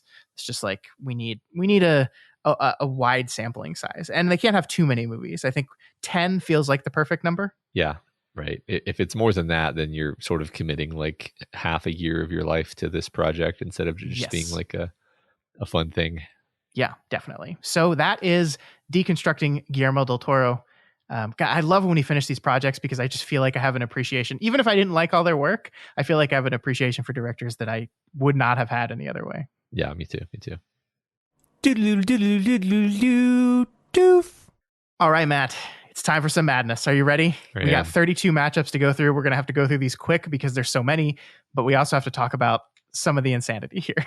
Okay. So, all right. Let's begin at the beginning. Our first matchup is what I have titled Showdown Under, which is our number 1 seed Mad Max Fury Road versus a number 16 seed Meet the Feebles. Meet the Feebles, by the way, is one of the movies that won the play-in round last week. So Meet the Feebles managed to pick up a win. Let's not take much time on this one, Mad Max. I do think, yes. But like that's not. Can't wait to hear this. I enjoyed Meet the Feebles, is what I'm saying. Okay. I think it's a fun, weird movie. It's Mad Max. It's a fun, weird movie, but I mean, I remember we had a fun conversation about it, but it is not a good movie. Come on. Like we had a good time talking about it, but that does not mean that it was a good movie that I would ever want to watch again. Okay, here's my counterpoint though. Real quick. There's a puppet that has a Nam flashback. Okay. I guess I forgot about that. You have a point. There we go. Okay. Okay. Yeah, I mean it's fine. It's fine. It was good enough to beat Tampopo, the best movie about food ever in our play-in round. That's just upsetting, but okay. All right, what's next, Matt? The next one is Child Matt versus Angsty Teen Matt. So we have Fight Club versus Super Mario Brothers. It's Fight Club. It has to be Fight Club. Unfortunately, I can't let my love of Super Mario Brothers overpower David Fincher. It's just not. It just wouldn't be right. So I'm very upset that Super Mario Brothers beat In the Mouth of Madness in the play-in round, and I blame you specifically for this because you voted for it. I accept the blame wholeheartedly. Okay, all right. After that, we have Happy Endings, which pits Seven, our number 3 seed, against Brazil, our number 14 seed. This is one of those things where I think this is one of the hardest picks for me because I really do think Brazil is like an all-time classic, but so is Seven. Yeah. I think I'm going to vote for Seven here, but I would be fine with Brazil winning. It's not going to because just way more people have seen Seven than Brazil, but it's tough. It's tough. Yeah, I agree. I think we're kind of at the point of the choices being a little bit more clear. Brazil is definitely an all-time classic, but not on the same tier as Seven, I would say. All right, next, traveling through time, we have Avengers Endgame versus Cloud Atlas. Man, this is a hard one though. Yeah, not for me. I vote for Cloud Atlas. I love Cloud Atlas. Nobody likes Cloud Atlas but me, and I think it's a remarkable artistic achievement. It's trying to do so. Like, look, I've loved Avengers Endgame, and it's going to win this poll because it's Avengers Endgame, and it's the most successful movie in the world ever. But Cloud Atlas is just trying to do this weird, beautiful, magical thing, and I love that movie. I think that one that one didn't do as well is the thing that really broke the Wachowskis' heart because I think they put their soul in that movie. I'm having a really hard time making up my mind. I mean, I think honestly, I liked Infinity War a huge amount, and I liked Endgame a pretty good amount. Yeah, I might go with Cloud Atlas. I don't know. Let's move on. I'll leave this one blank for now, and I'll decide before we end. Here's maybe a way I can convince you. Okay. I think when you think about Endgame, you're thinking about like 3 moments. And they're really powerful, really wonderful moments. But there's a whole lot of other movie in there. And it's not that it's a bad movie. It's just like you're voting for a moment. You're like voting for On Your Left. Or you're voting for when he picks up the hammer for the first time. Or you're voting for I Love You 3000. Or you're voting for I Am Iron Man. Like those are wonderful, wonderful, wonderful moments. Truly. And there's some of the most like long built up to moments in cinema history. But it's not. There's a lot of other movie there. Yeah, no, you're right. You're right. I'm gonna table it. Okay, we'll circle back around. All right, our next matchup is called Night vs. Night. This is our number 5 seed Signs versus a number 12 seed Lady in the Water. So these are M. Night Shyamalan versus M. Night Shyamalan. It actually makes it easier for me here because as much as I was surprised at how much I enjoyed Lady in the Water, I think Signs is top tier Shyamalan. And so it's an easy vote for me. I agree. No, not too much to talk about there. Yeah. Mm-hmm. Next, Girl Bosses. The Fifth Element versus The Girl with the Dragon Tattoo. And this is the Fincher version, right? Yes, this is the Fincher version. We have not reviewed the Swedish version. So it's not on this poll. Man, Leeloo Dallas Multipass. I didn't like The Girl with the Dragon Tattoo. I didn't enjoy that movie. So Leeloo Dallas Multipass. There are a lot of great moments in that movie, though. I do remember The Fifth Element not quite holding up as well as I thought it would. Yeah, I remember you being wrong about that. I remember that too. Because I watched it with Michael, and when you watch a movie with Michael, you don't like it. That was your mistake. Yeah, I know. I think just so that I can disagree with you on one movie, I'm going to go with The Girl with the Dragon Tattoo. Wow, I'm surprised. We did not like that movie. We were very harsh on that movie. Yeah, but I think it had some really great moments in it, and I'm going on the basis of those moments.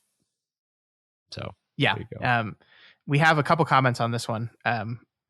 Megafire says multipass. Yep. So I guess and Cal Subler says, I understand that Bruce Willis is popular, but have you considered a bisexual sweet hacker girl who steals millions of dollars from the ultra wealthy? Yeah, true. But I think the movie's a mess. I think she's a great character. I think her movie's bad. Uh-huh. Sorry. Yeah, it wasn't Fincher's best. No. I agree with that. I agree with that. I just have to All right. honor. I just have to honor the. What? Yeah. I don't know, man. That's fine. Let's Okay. move on. All right. Next up, we have Mirror, which has our number 7 seed Split versus a number 10 seed Stardust. Oh boy. Yeah. I don't know. I adored Stardust. I think I'm gonna have to go with Stardust. Shyamalan's great. Split is not my favorite of his movies. Stardust is a movie that I really love. So Well, screw you, buddy. I'm going Split. fine, asshole. Next, Terrible Lizards. We have Pacific Rim versus Rango. What do you think here, Matt? I think I know what you're gonna do. I'm leaning toward Rango. I love Rango. I get any movie that my kids love Pacific Rim too, though, so it doesn't get it. The bonus is not quite so clean, but I just really found Rango to be utterly charming. So Yep, I'm going Rango. I look. We all know how much I love Pacific Rim. We talked about this extensively on that episode and just a few minutes ago. But Rango is Rango. And actually today, as we record this, is Rango's 10th anniversary. So let's reward the amazingness that is Gore Verbinski's Rango by giving the win to Rango. sounds good. It's probably not going to help. I think Pacific Rim's going to win this one. But All right. all right, moving on. We're moving on to our next region of the bracket. So we have Spider-Man, which sees number 1 seed Spider-Man Into the Spider-Verse versus number 16 seed and winner of the play-in round, The Lives of Others. This is what beat both Three Idiots and The Last Airbender last week. Although I will say, a lot of you fuckers voted for The Last Airbender, and I don't know what's going on with that. I think maybe you just thought it would be funny. Maybe they were thinking they were talking about the TV show or something. No, impossible. No, impossible. I doubt it, honestly. I mean, I think that The Lives of Others is actually more my wavelength of a movie. Sure. Honestly, like we talk a lot about superhero stuff, but I like these quiet psychological movies. So yeah, I'm gonna go with Lives of Others. Yeah, I mean, this is actually a really hard one for me, and I'm going to, whenever it gets really difficult for me, I kind of fall back on which is the movie I'm more likely to watch again. And yes, I'm much more likely to watch Spider-Man Into the Spider-Verse. And so if one of them has to be deleted from existence, I would rather it be the one that I'm probably not going to watch again. fair enough. But I think The Lives of Others is a beautiful movie, and in a different bracket, it might fare better. But it's a movie that I think most of our voting base just hasn't seen. And Spider-Man to the Spider-Verse is one of the most beloved movies of the past 5 years. So I think it doesn't stand a chance. But good movie. That's fair. Yeah. All right. Next, we have Totally Mental, Akira versus Pi. This is another hard one. I mean, so for me, Pi, kind of for the same reason I just voted for Lives of Others. Like Pi is a movie that is speaking my language almost eerily precisely. Akira is, of course, a really great classic movie, but Pi, like it just personally, I think means more to me. So I'm going to vote for Pi. That makes sense. Pi beat out The Devil's Backbone in our play-in round by 1 vote. Oh man. It was actually tied up until like the last 5 minutes of the poll, and then one person came in and gave Pi the winning vote. So it was very, very close. But I do think Pi's going to do well here. It's so weird that I'm struggling on whether or not to vote for anime, but this is like one of the 3 anime things that I like. I'm going to vote for Pi. I'm going to vote for Pi. I did it. All right. I did it. It's done. All right. Next we have The Cycles of Nature, which pits number 3, Live, Die, Repeat against number 14, The Happening. Everybody's favorite movie versus The Happening. All right. I voted. Yeah. Look, here's the deal. I think The Happening is better than literally everyone gives it credit for, but it's Edge of Tomorrow is Edge of Tomorrow. Yeah, I agree. All right, next, puzzling. We have Primer versus The Game. We were pretty hard on The Game. We were very hard on The Game. That was just us ripping into the movie for an hour. That was one of the most shocking deconstructing moments of my life. I really went into that movie remembering loving it, expecting to love it, and then just came out saying, "No, this is not that good, actually." Yeah. So I think Primer is a better movie. Yeah. I think this one's going to actually be very close. I think I might have overstated people's love for Primer and by putting it a 4 seed, and understated people's love of the game by putting it as a 13. So I think this vote is actually going to be very close, but I'm voting for Primer. Yeah, me too. All right. Next, we have A Cut Above, which sees number 5 Zodiac versus number 12 Blade 2. This is super easy for me. Zodiac's one of my favorite films of all time. Boom, done. Yeah, I kind of want to vote for Blade 2 just to piss you off, but I have to admit that Zodiac is a masterpiece. So there you go. Okay, let's move on. All right, Break In. We have Unbreakable versus Panic Room. I think just going completely from the gut, I'm going to go with Panic Room. But Panic Room is sort of a movie that I can put on at any time. Unbreakable is not necessarily that. Nah, man. Nuh-uh. The right vote is Unbreakable. Okay. Unbreakable is top tier Shyamalan. Well, Easy. Top tier Shyamalan versus mid tier Fincher. Easy. Okay. Moving on. Okay. We have Happily Ever After, which sees our 7th seed Once Upon a Time in Hollywood versus our 10th seed The Matrix Revolutions, the third Matrix movie. I actually think, Matt, this is the only movie in our bracket that you haven't seen, right? Because I think our review of Once Upon a Time in Hollywood was a week that you were out, so I reviewed it with our friend Adrian. Have you seen this? No, I still haven't, which is super bizarre because I love Quentin Tarantino. Mm-hmm. Did I say Quentin Tarantino? Anyway, yeah, I'm just going to refrain from voting. Quentin Tostinos. Yeah, exactly. I've watched Once Upon a Time in Hollywood like 5 times because I enjoyed it so much. It's such a wonderful, weird hangout movie. I love it. So this is easy for me. Okay, yeah, it's the weakest of the Matrix films versus great Tarantino. Yeah, easy. Yeah. All right, cool. Next, Boys Meet Girls. We have Your Name versus Gone Girl. I mean, I really liked Your Name, but Gone Girl's Gone Girl. So. I thought Your Name was a beautiful little animated film, and the fact that it was anime and I enjoyed it never ceases to amaze me. But Gone Girl was so good. Yep. So easy. Yeah. Next up, we're moving on to the next region. And so we have Debuggin', which is our number 1 seed, The Matrix, versus our number 16 seed, Mimic, which beat out the Reese Witherspoon movie Freeway in the playoff round to get a spot on this bracket. Wow, Mimic, you're going to be a Cinderella, except you're definitely going to lose to The Matrix. Mimic is a bad movie. Mimic is the only movie in this bracket that I'm just comfortable saying is just a bad movie. Yeah. So, yeah, it's not going to lose to The Matrix. This is by far the easiest choice so far. Yep. All right, Who Done It? We have Who Framed Roger Rabbit versus Doubt. That's a good name, right? That's pretty good. That's a pretty good one. It's a pretty good one. Personally, like it's going to be hard for me to vote for anything over Who Framed Roger Rabbit. And as good a movie as Doubt is, I think we literally both agreed that Who Framed Roger Rabbit was a perfect movie. So I'm going to have to lean. It's not easy. It's not an easy call, actually. It's but not. In the interest of time, I'm going to go ahead and pick Roger Rabbit. Yeah. It would be a little disingenuous for me to call Who Framed Roger Rabbit a perfect movie and then vote against it. So, but man, yeah. It's going to win. So I don't have to feel bad because despite my vote, Who Framed Roger Rabbit is going to win. Yeah. So I don't have to feel bad because it's not my fault. It's not my fault. Yeah. Cal Subalu comments agreeing that it is a perfect movie. So. Okay, good. Next, we have Roughnecking, which sees number 3 Starship Troopers versus the very sexual Wachowski film Bound at our 14th seed. Oh, this is hard. I really loved Bound. I really, really did.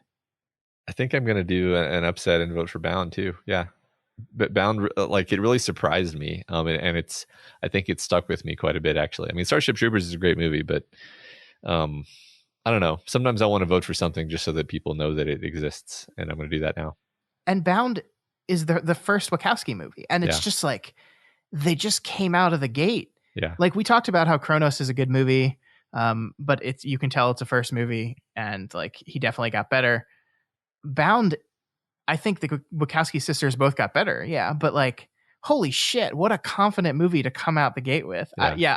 You convinced me. I would before I would have sat down, I would have said, oh yeah, Starship Troopers, classic. But no, it's Bound, man. Yeah, I agree. Not going to win, but I agree. Yeah. All right, cool.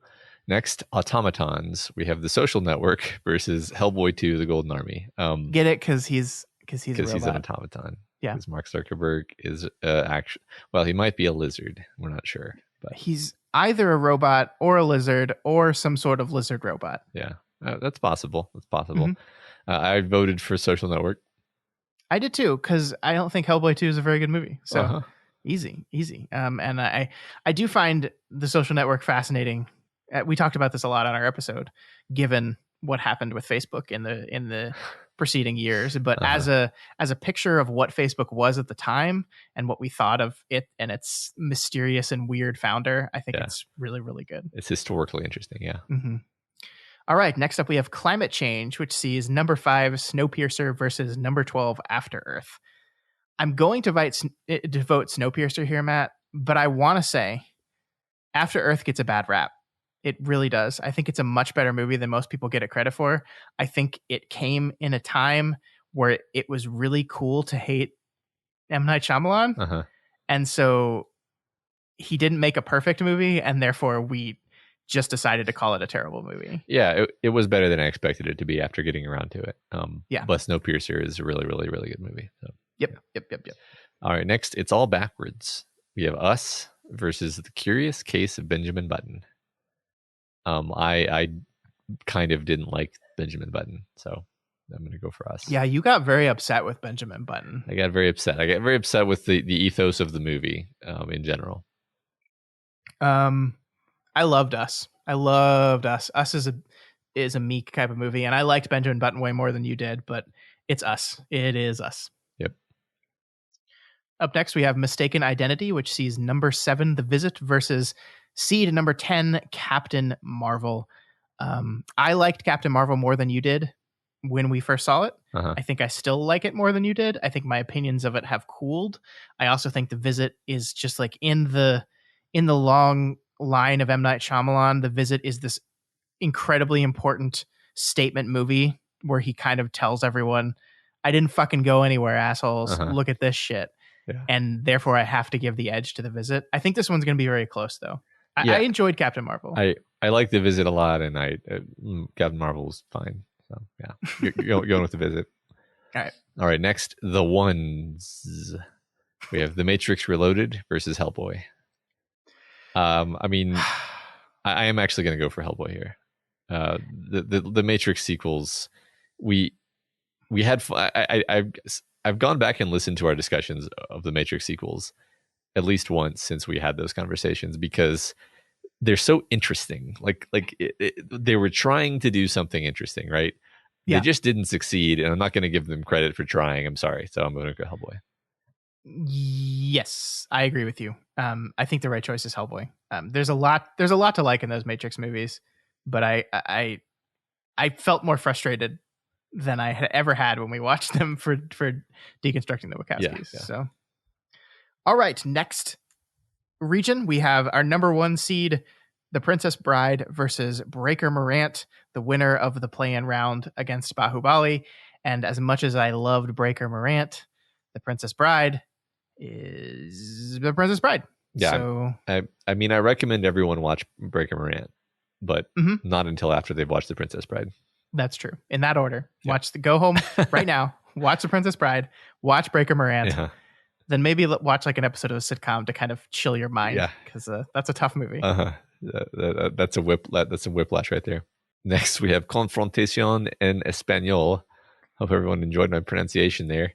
It was great. We have Pan's Labyrinth versus Kronos. So the Del Toro matchup, I think we both know what we're voting here. We just ranked them. We just did this. So there you go. Yep. Pan's Labyrinth wins. Yes. Next, we have The Birds and the Bees, where we see number 3, The Prestige, versus number 14, Jupiter Ascending. Jupiter Ascending was one of those movies I was surprised that I liked as much as I did, considering what I remembered about it. But man, The Prestige is a really good movie. Yeah, I'm going to go with The Prestige. Even though I still think Fincher or Nolan fails at conveying emotion he fails. It's But- still a really good movie. But apparently not for Michael. So It's amazing. It's amazing. that was so great. Where Michael's like, but I feel all of the emotions. All right. Yep. Prestige. All right. Next special site. We have The Sixth Sense versus Pitch Black. I mean, I'm voting against your boy here, Matt. I would expect you to do the same. I look, The Pitch Black. It's a good movie. The Sixth Sense is one of the best movies ever made. yeah. No, it really does hurt when you put a fun action movie that I really like against one of the best movies ever made, because it's like, yeah, there's no way I can vote for Pitch Black, but I do love Pitch Black, so I'm voting for Sixth Sense, but I'm sad. That's the way the cookie crumbles. Yep. Next, we have Hunt or Be Hunted. It is number 5, The Mist, versus number 12, Hunt for the Wilder People. Man, I think when I made this one, I was like, oh, when it comes time to it, I'm going to vote for The Mist because it's a Stephen King adaptation and I really, really enjoyed it. But sitting here now, I'm not so sure. I'm leaning toward... what are you Yeah, going to do? I'm leaning toward Hunt for the Wilder People, personally. I'm worried that my love for The Mist is just solely how much I fucking love the ending versus Hunt for the Wilder People just being an incredibly powerful movie by one of my favorite directors. Yeah, the more I think about it, the more I'm convinced that I have to go for Hunt for the Wilder People. I mean, it's a weird matchup because it's like really intense horror versus this very, very unique and light and emotional movie, and like they're just so different that it's bizarre to even compare them. But if we have to, I'm going to say, if somebody hasn't seen both of these movies, I'm going to recommend Hunt for the Wilder People first, I think. Yeah, that's fair. I think that's watch both of them, but yeah. Watch Goodbye Forever, The Mist. Watch almost every movie on this list that we have assembled. That's true. Except for the very bottom ones. All right, next Shattered. We have Speed Racer versus Glass. I don't like voting against M. Night Shyamalan, but Speed Racer is Speed Racer. It's my favorite movie of all time. And it's probably going to fucking lose here, but I'm voting for it anyway. Yeah, me too. Glass is I think I liked it a lot. It's not the best of Shyamalan. I love it for how fucking wild and daring it is. Yeah. But also I love Speed Racer for how wild and daring it is, and I love that one more. Yeah, I think Speed Racer is simply more successful at what it's trying to do. Yes. All right, our second to last matchup is Baldies, seeing our number 7 seed Alien 3 versus number 10 The Chronicles of Riddick. Alien 3 owns. Chronicles of Riddick is a bad movie. We proved this when we watched it last time, Matt. I'm sorry. Alien 3 wins. Did we? I don't even remember what I said about it. I think you were distraught and disappointed, and you allowed Daniel to talk you into liking it again, but he was wrong. That's so accurate. I'm so sad.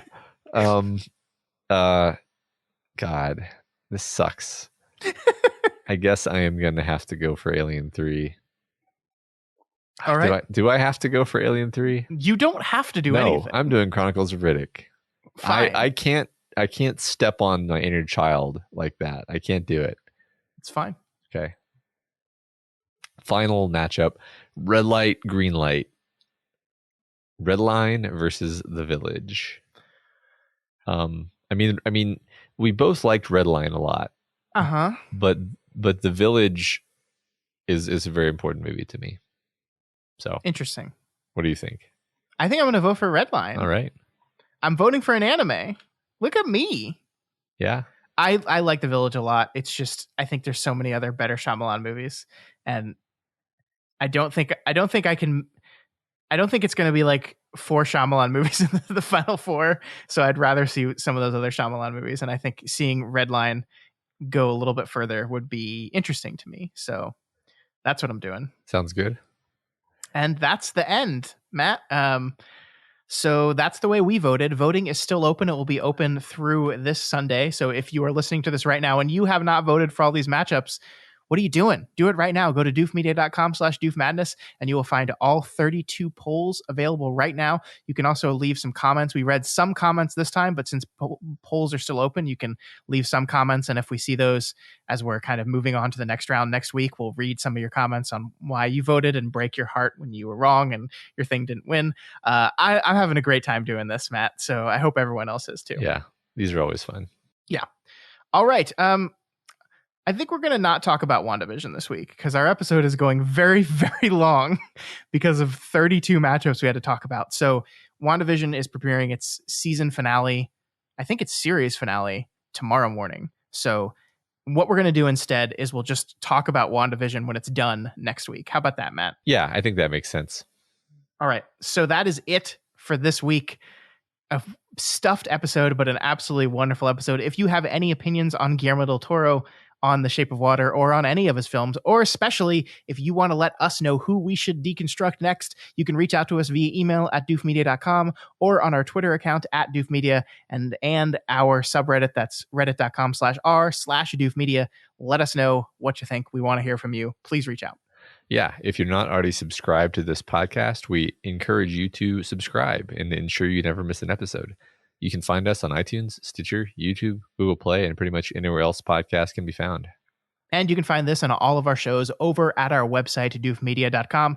And speaking of shows, you should check out our game club, which is meeting this Saturday at 9:30 p.m. They are going to be talking about the roguelike Hades on our YouTube channel. So if you have played the game Hades, I talked about it on this very show a few months ago about how much I love that game. So if you love it too, you should go hang out with Ruben and Elliot for a couple hours and talk about exactly why you loved it. So check that out. You can go to doofmedia.com and click on Game Club and find out all the information on where it is and when it is and all that good stuff. Those are always fun.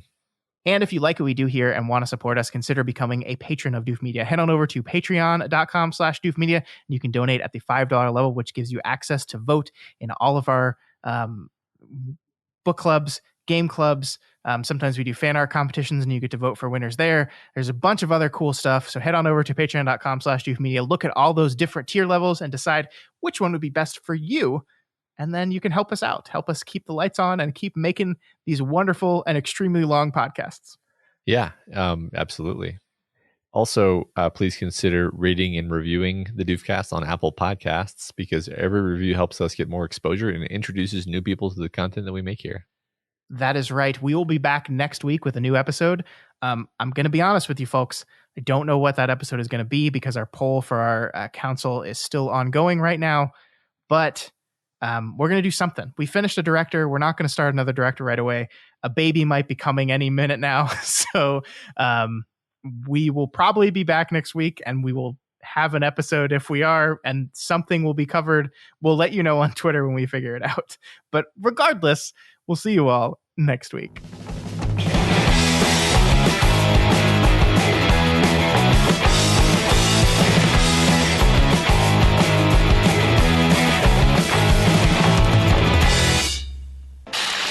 My name is Doof, and you'll do what I say.